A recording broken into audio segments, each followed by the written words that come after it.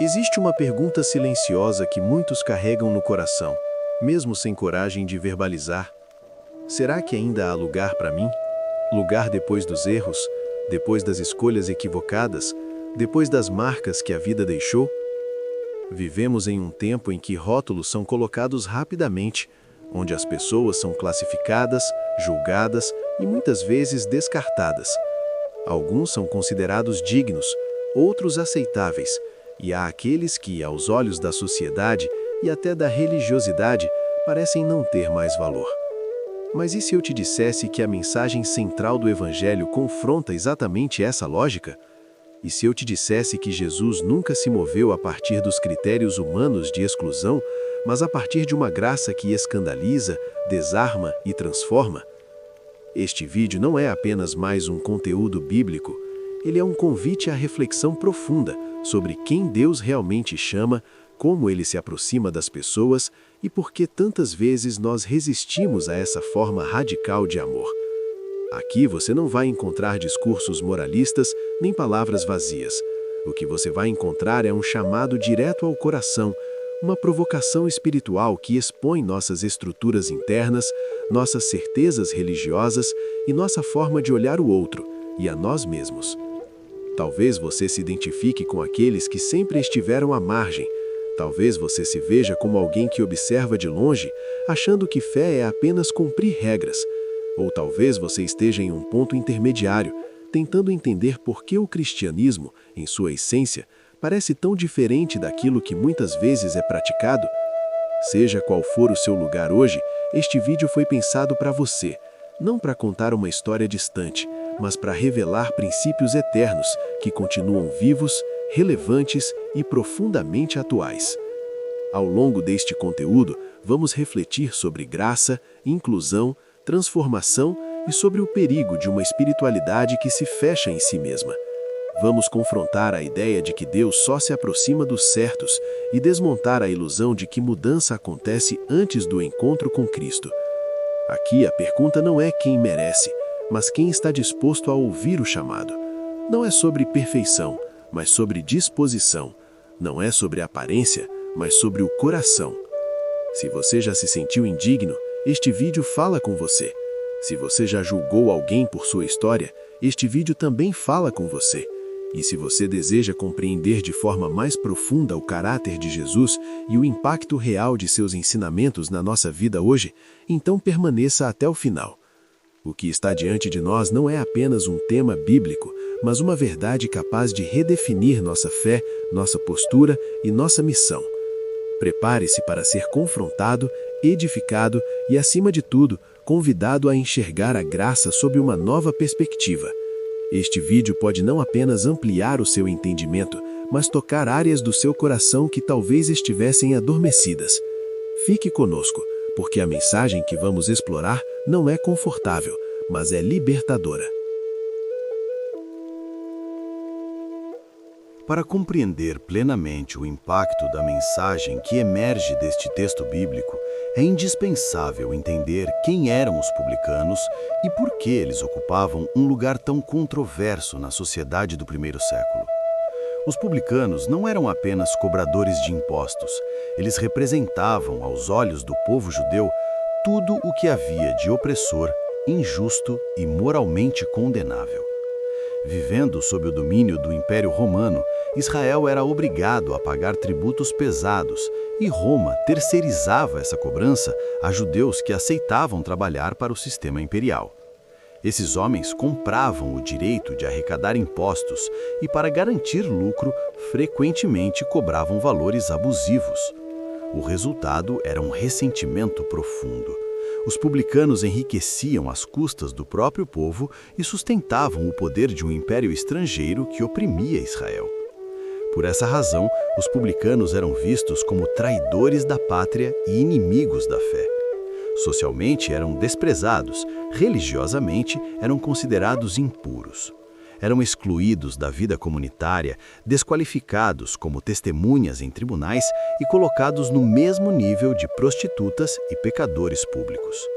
Para os líderes religiosos, especialmente os fariseus, os publicanos estavam fora de qualquer possibilidade real de comunhão com Deus. Não era apenas uma questão de comportamento moral, mas de identidade. Eles eram rotulados como irrecuperáveis.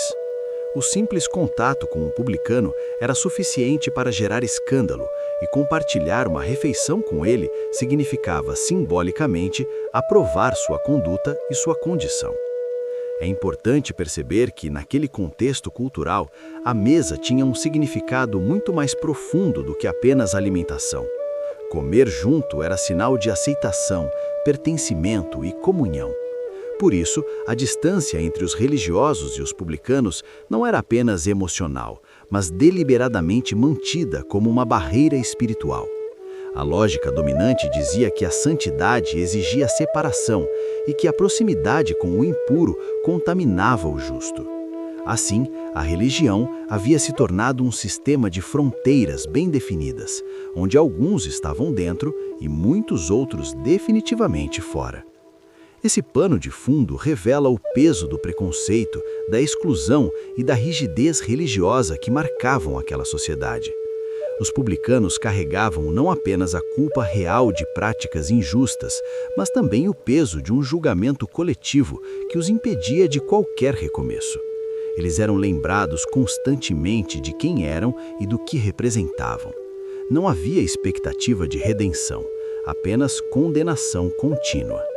A religião, que deveria apontar para Deus, havia se tornado um instrumento de afastamento e desprezo. Compreender quem eram os publicanos é essencial porque isso nos ajuda a perceber o choque que a postura de Jesus causava. Ele não estava lidando com pessoas apenas mal vistas, mas com um grupo oficialmente rejeitado, teologicamente condenado e socialmente isolado. Ao se aproximar deles, Jesus não estava apenas sendo gentil. Ele estava desafiando uma estrutura inteira de pensamento, questionando quem tinha acesso a Deus e expondo a fragilidade de uma fé baseada em mérito, aparência e separação. Esse contexto bíblico nos obriga a olhar além do texto e refletir sobre nossas próprias categorias de exclusão.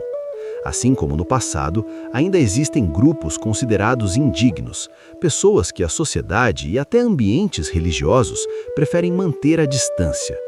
Entender quem eram os publicanos não é apenas um exercício histórico, mas um espelho que revela como muitas vezes repetimos os mesmos padrões de julgamento, esquecendo que o coração do Evangelho sempre foi a restauração e não a exclusão.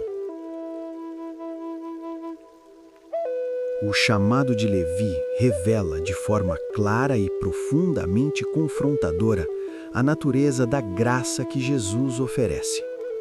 Não se trata de uma graça abstrata ou distante, mas de uma iniciativa concreta que invade a realidade de alguém considerado indigno, irrecuperável e espiritualmente perdido.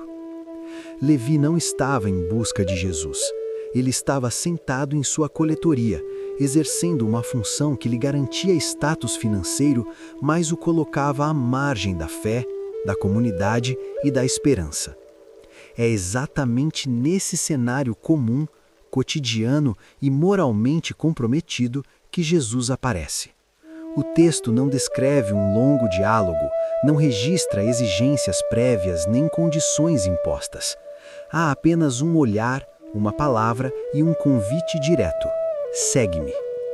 Essa simplicidade carrega um peso teológico enorme. Jesus não inicia o chamado apontando erros, cobrando arrependimento ou exigindo mudança de comportamento. Ele chama Levi antes de qualquer evidência de transformação. Isso desmonta a lógica religiosa baseada em mérito, onde primeiro se muda para depois ser aceito. Aqui, a ordem é invertida. Levi é aceito para então ser transformado. A graça não é a recompensa da obediência, ela é o ponto de partida. O convite de Jesus comunica valor, dignidade e possibilidade de um novo começo, mesmo quando todo o contexto social dizia o contrário. A reação de Levi é igualmente significativa. O texto afirma que ele deixou tudo, levantou-se e o seguiu. Essa decisão não pode ser romantizada como um gesto impulsivo, mas entendida como uma resposta profunda a um chamado que toca o cerne da identidade. Levi não abandona apenas uma profissão, ele deixa para trás um sistema de vida, uma fonte de segurança e um rótulo que o definia. Quando Jesus chama, ele não oferece apenas uma nova atividade, mas uma nova identidade. Seguir Jesus implica ruptura, mas também inaugura um caminho de sentido, pertencimento e propósito. Este episódio revela que a graça não ignora a realidade do pecado, mas também não permite que ele seja o fator determinante da identidade. Levi era conhecido por aquilo que fazia, mas Jesus o enxerga por aquilo que ele pode se tornar. Este olhar redentor é um dos aspectos mais transformadores do ministério de Cristo. Ele vê além da função, além da reputação e além do passado. Onde a sociedade via um traidor, Jesus vê um discípulo em potencial. Onde a religião via impureza, Jesus vê um coração que pode responder ao chamado. O chamado de Levi também nos confronta com nossas próprias resistências. Muitas vezes, nos acostumamos a acreditar que certas pessoas estão longe demais para serem alcançadas, ou que determinadas histórias não combinam com o reino de Deus. No entanto, esse texto expõe a fragilidade dessas conclusões. A graça de Jesus não é limitada por histórico, reputação ou julgamento humano. Ela alcança exatamente onde ninguém mais quer estar. E ao fazer isso, ela não apenas resgata indivíduos, mas redefine os critérios de pertencimento ao reino. Além disso, esse chamado revela algo essencial sobre o discipulado. Seguir Jesus não é apenas aderir a um conjunto de crenças, mas responder a um convite pessoal que exige entrega. Levi se levanta. Esse movimento físico expressa uma mudança interna. Ele deixa a posição onde estava e passa a caminhar com Cristo. A graça que alcança também chama para um caminho. Não é passividade, mas resposta. Não é acomodação, mas transformação progressiva. Ao contemplar o chamado de Levi, somos levados a refletir sobre a forma como Jesus continua chamando hoje. Ele não espera ambientes perfeitos, nem pessoas prontas. Ele entra nos espaços improváveis, olha nos olhos de quem foi esquecido e repete o mesmo convite: segue-me. A pergunta que permanece não é se alguém é digno desse chamado, mas se está disposto a se levantar quando a graça o alcança. O banquete oferecido por Levi não é um detalhe secundário do texto. Ele é uma declaração pública, teológica e profundamente provocadora. Ao abrir sua casa e preparar uma grande refeição, Levi transforma sua experiência pessoal de chamado em um ambiente de encontro. Na cultura do primeiro século, a mesa era um espaço de intimidade, comunhão e reconhecimento mútuo. Sentar-se para comer com alguém significava compartilhar identidade, aceitar a pessoa e reconhecer seu lugar dentro de um círculo social. Por isso, o que acontece nesse banquete ultrapassa a cordialidade.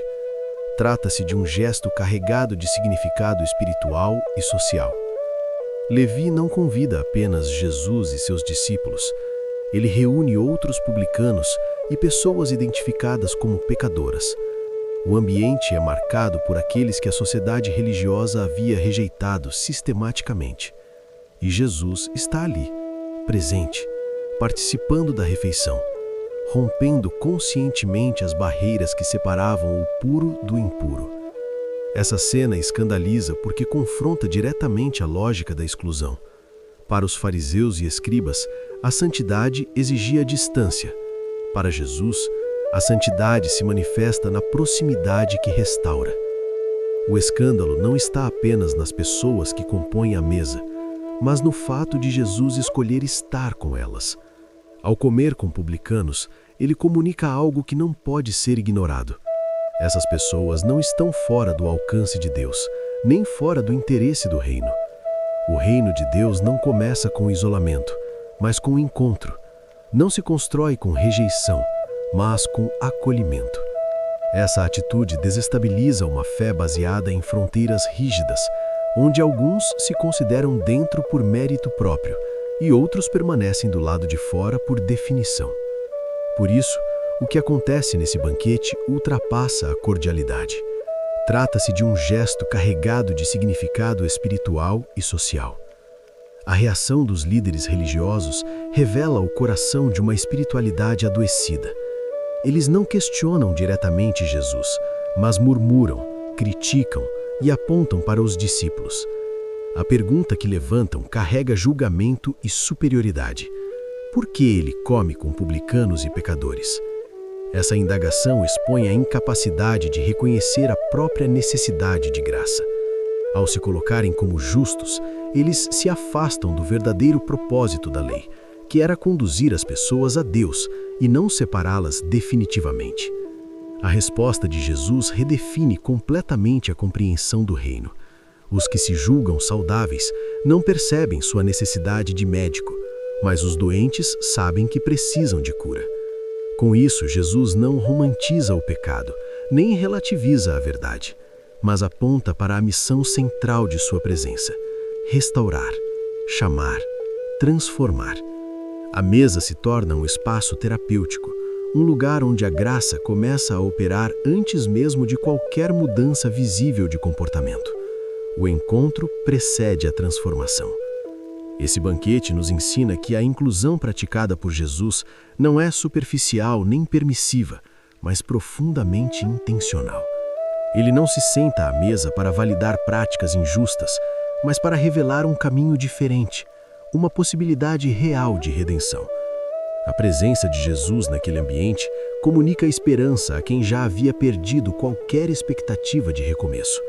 Ao mesmo tempo, expõe a dureza de um coração religioso que prefere manter distância a participar do processo de restauração do outro. Essa cena também nos confronta com nossas próprias mesas. Com quem escolhemos nos sentar? Quem convidamos para nossos espaços de convivência, fé e diálogo? Muitas vezes, sem perceber, reproduzimos a mesma lógica dos fariseus, criando ambientes exclusivos, onde apenas os semelhantes são bem-vindos.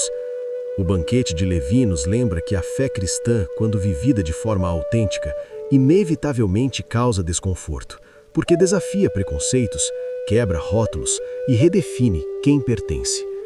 O banquete é, portanto, um símbolo do reino em ação, um reino que se manifesta no meio da imperfeição, que alcança os rejeitados e que provoca resistência daqueles que se sentem seguros em sua própria justiça. A inclusão que escandaliza não é um desvio do Evangelho, ela é uma de suas expressões mais claras. Ao participar daquela mesa, Jesus declara que a graça não é seletiva e que o convite do reino continua aberto a todos os que reconhecem sua necessidade. A questão do jejum surge como uma continuação natural do confronto provocado pela presença de Jesus entre publicanos e pecadores.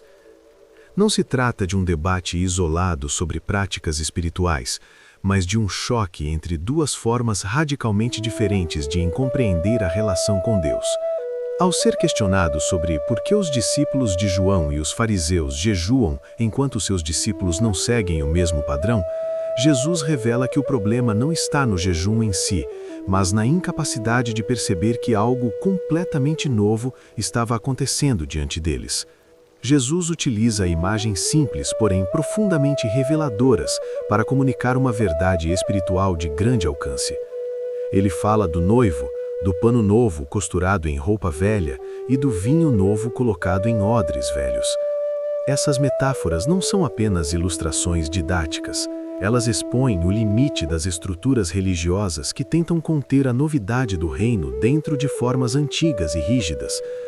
O jejum, que havia se tornado um símbolo de piedade e disciplina religiosa, estava sendo praticado muitas vezes sem compreensão do seu verdadeiro propósito, transformado em um marcador de superioridade espiritual. Ao se referir à presença do noivo, Jesus aponta para um tempo de celebração, não de luto. O jejum, na tradição judaica, estava associado à espera, ao arrependimento e à súplica. No entanto, a presença de Jesus inaugurava uma nova realidade. Aquilo que antes era esperado, agora estava presente. Insistir em práticas que ignoravam essa realidade era sinal de cegueira espiritual. Jesus não rejeita o jejum como disciplina, mas redefine o seu lugar dentro de um relacionamento vivo e dinâmico com Deus. A metáfora do pano novo costurado em roupa velha revela o risco de tentar adaptar a mensagem de Jesus a sistemas religiosos antigos sem permitir uma transformação profunda. O pano novo encolhe, rasga e piora o estado da roupa velha. Da mesma forma, a graça do reino não pode ser apenas acrescentada a uma espiritualidade legalista e excludente. Ela exige renovação estrutural, mudança de mentalidade e disposição para abandonar velhos padrões que já não sustentam a vida espiritual. O exemplo do vinho novo em odres velhos aprofunda ainda mais essa ideia. O vinho novo continua fermentando, expandindo-se e, se colocado em recipientes rígidos, acaba rompendo-os. Os odres velhos representam corações endurecidos, tradições inflexíveis e sistemas religiosos que perderam a capacidade de se renovar. Jesus está afirmando que o movimento do reino é vivo, dinâmico e transformador. Ele não se limita a fórmulas, nem se submete a estruturas que não comportam crescimento e mudança. Essa fala de Jesus expõe um dos maiores perigos da religiosidade, a preferência pelo familiar em detrimento do verdadeiro. Muitas pessoas não rejeitam o reino por falta de fé, mas por apego ao que já conhecem. O texto afirma que quem se acostumou ao vinho velho muitas vezes diz que ele é melhor, revelando uma resistência natural à novidade de Deus. Essa resistência não nasce da maldade, mas do medo de perder controle, status e segurança espiritual. A questão do jejum, portanto, se torna um espelho que revela o coração humano. Ela nos leva a perguntar se estamos mais comprometidos com práticas ou com a presença de Deus. Se valorizamos mais a forma do que a essência, mais a tradição do que a transformação. Jesus não veio para reformar o sistema religioso existente, mas para inaugurar uma nova aliança, baseada na graça, na vida e no relacionamento. Essa passagem nos confronta diretamente hoje. Quantas vezes tentamos encaixar a mensagem de Cristo em estruturas antigas, sem permitir que ela nos transforme por completo? Quantas vezes preferimos o conforto do conhecido à ousadia do novo que Deus deseja fazer? O novo que não cabe no velho não é uma rejeição da história, mas um convite à renovação. Jesus chama seus ouvintes e a nós a abandonar recipientes rachados e a se tornarem odres novos, capazes de conter a plenitude da vida que ele oferece. A aplicação dessa passagem para os dias de hoje é inevitável e profundamente confrontadora, porque ela nos obriga a olhar menos para o texto como um relato distante e mais como um espelho da nossa própria prática de fé. Os personagens podem ter mudado, os contextos históricos são outros, mas os mecanismos do coração humano continuam os mesmos. Ainda vivemos em um mundo que classifica pessoas, define quem pertence e quem deve permanecer à margem. Ainda existem publicanos modernos, grupos e indivíduos rotulados como indignos, problemáticos ou incompatíveis com ambientes religiosos. E assim como no passado, a grande pergunta continua sendo: como reagimos quando a graça de Jesus se manifesta de forma que desafia nossos critérios? Nos dias de hoje, o risco não está apenas na rejeição explícita, mas na exclusão silenciosa. Muitas vezes não expulsamos ninguém diretamente, mas criamos ambientes onde apenas alguns se sentem confortáveis. Usamos linguagem, costumes e expectativas que funcionam como barreiras invisíveis. A aplicação desse texto nos chama a revisar nossas atitudes, nossas palavras e até nossas omissões. Se Jesus se aproxima dos que estão à margem, então segui-lo implica assumir o mesmo movimento, mesmo quando isso nos tira da zona de conforto e expõe nossas incoerências. Essa passagem também nos confronta quanto à nossa compreensão de transformação. Ainda existe a tendência de acreditar que as pessoas precisam se arrumar antes de se aproximarem de Deus. Exigimos mudanças externas rápidas, comportamentos ajustados e sinais visíveis de adequação, esquecendo que no Evangelho a transformação é consequência do encontro e não pré-requisito. Quando invertemos essa ordem, corremos o risco de anunciar um cristianismo baseado em desempenho e não em graça. A aplicação prática nos chama a confiar mais no poder do encontro com Cristo do que na nossa capacidade de controlar processos. Outro aspecto essencial dessa aplicação diz respeito à nossa própria identidade espiritual. É possível frequentar ambientes religiosos, conhecer a linguagem da fé e ainda assim carregar um coração endurecido, mais preocupado em preservar tradições do que em acolher pessoas. O texto nos convida a examinar se estamos vivendo uma espiritualidade viva, aberta à ação de Deus, ou se estamos presos a estruturas que já não produzem vida. O novo que Jesus traz continua exigindo corações flexíveis, dispostos a aprender, desaprender e se renovar. Essa passagem também fala diretamente sobre missão. Seguir Jesus não é apenas adotar crenças corretas, mas participar ativamente do movimento do reino. Isso envolve atravessar fronteiras sociais, culturais e emocionais. Envolve sentar-se à mesa com pessoas diferentes, ouvir histórias difíceis e reconhecer que todos estamos no mesmo nível diante da graça. A aplicação para hoje nos lembra que a igreja não é um clube de pessoas moralmente superiores, mas uma comunidade de restaurados, conscientes de que tudo o que possuem é fruto da misericórdia de Deus.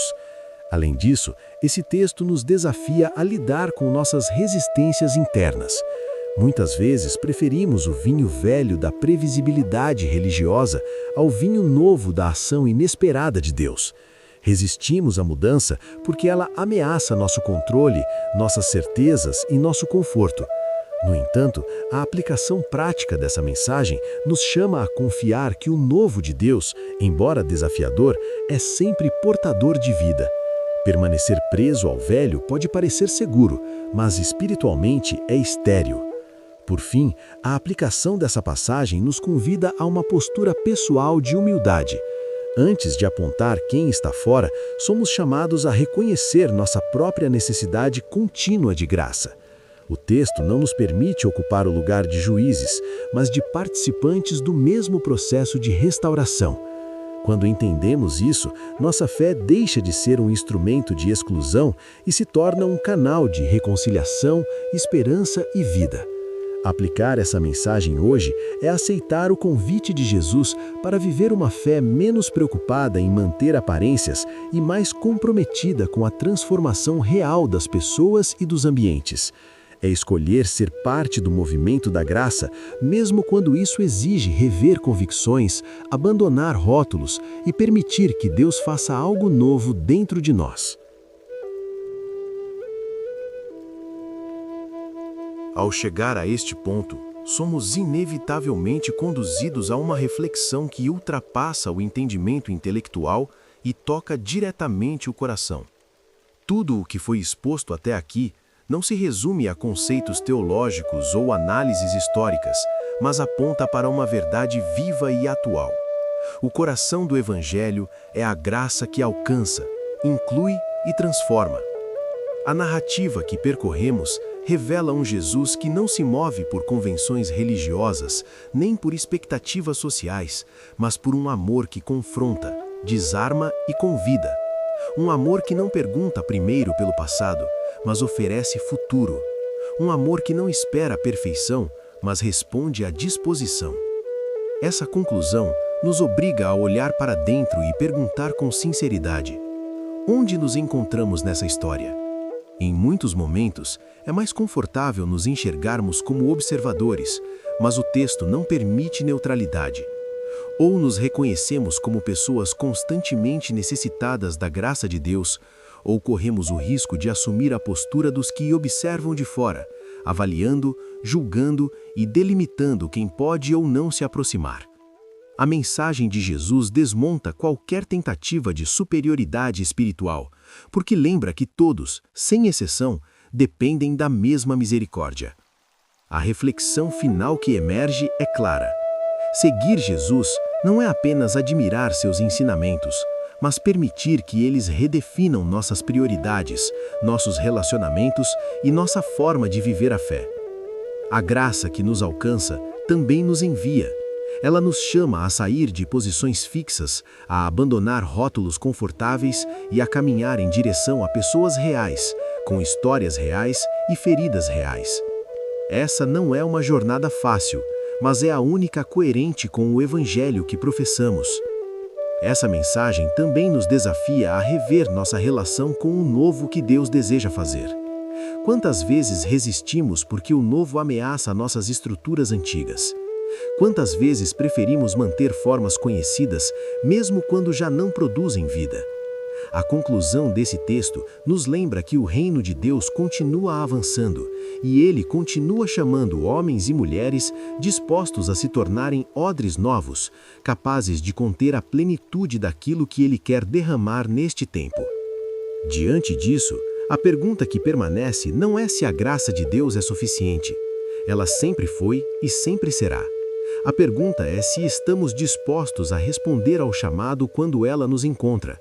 Se estamos prontos para nos levantar, deixar o que nos prende e seguir Jesus em um caminho de transformação contínua. Se estamos abertos a sentar à mesa com quem é diferente, a ouvir antes de julgar e a amar antes de exigir mudança. E é exatamente aqui que entra o chamado à ação. Se essa mensagem falou com você, não permita que ela termine apenas como mais um conteúdo consumido. Permita que ela se torne um ponto de decisão. Reflita sobre sua própria caminhada de fé, sobre suas atitudes e sobre as barreiras que talvez você tenha construído, consciente ou inconscientemente. Escolha hoje viver uma fé mais alinhada com o coração de Jesus. Uma fé que acolhe, que transforma e que aponta para a esperança. Se este vídeo edificou sua vida, demonstre isso de forma prática. Deixe seu like, porque isso ajuda essa mensagem a alcançar mais pessoas que precisam ouvi-la. Compartilhe com alguém que talvez esteja se sentindo distante, excluído ou sem esperança. Escreva nos comentários o que mais falou ao seu coração, porque sua experiência pode encorajar outras pessoas. E se você deseja continuar aprofundando sua fé, refletindo sobre os ensinamentos de Jesus e aplicando o Evangelho à vida real, inscreva-se no canal e ative as notificações. Que esta mensagem não termine aqui, mas ecoe em suas escolhas, em suas relações e na sua forma de viver. Que a graça que alcança também transforme você em um instrumento de graça na vida de outros. Esse é o convite de Jesus, e ele continua válido hoje.